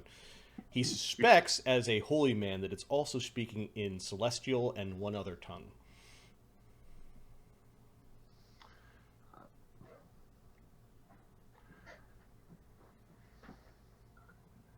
I've got evil to slay. Are you on board? I'm on a mission from the gods. Nice. Where am Go I? on board. You're currently under the mountain, it's a depth called the Vents, and we're off to close something called the Nexus, because the hordes of the Red Hand are on their way. Who is this? Brennos. Okay. The presence seemed to grow weaker, just like last time. Like it only could get a few words off before. Is Brennos going to look behind him to see if people saw him talking to his sword? Yep. He doesn't say anything, and then he starts walking with all due haste down the tunnel, because that's the direction that evil's that way. It might not be that way, but evil's that way. So are you going down the Deeper. We're following the highway. Dwarven highway, or going back into the vents and going down? Well, he thinks that we should be following the highway. Unless somebody tells him otherwise, that's the direction he thinks we should go. Because he doesn't know where he's going. And he's not asking for directions, because he's a dwarvish man. Barnabas is gonna kind of double check his work. Okay. Just say. Barnabas, you think that the entrance to the Nexus is off of the vents? I took the interstate. I'm going to another city. There's like several weeks of walking in that direction to end up the other side of the mountain, kind of thing. Yeah. I am going to just make a suggestion here. It's based on my readings. I believe if we just go this way, we will find ourselves right close to the Nexus. Save us quite a bit of walking that way. You're pretty sure they use the vents to hide the Nexus, and you're probably at the right depth, so you need to kind of navigate across the vents to somewhere where you think the Nexus might be. We just need to kind of navigate our way through this way until we find, the right passage.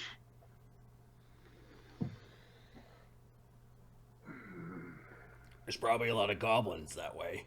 I bet you those. Well, things for you to punch. Wouldn't that be nice? What, you're saying you don't like to punch things? You're giving me a look. Brennos is going to put his arm around Barnabas and bring him towards the front of the group to help guide the way. Oh, no, I'm just making very helpful suggestions. No, this is not where I belong. Don't worry, you're still in the back. We just happen to be going in reverse. At least in the old dwarvish highway, which is likely carved by stone giants, you could walk 3 deep easily. Don't worry, I'm in front of you. Going back into the vents, you have to travel single file again. So I think we inverted our marching order. Kind of got a little bit inverted, and don't worry, Barnabas. You're still in the back. We're just going in reverse. It's just go over here, would you? There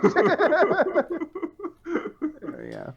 All right, so Barnabas is helping Brennos navigate Or is Brenos helping? At this Barnabas point, I navigate? think Brenos is helping Barnabas because it's like he actually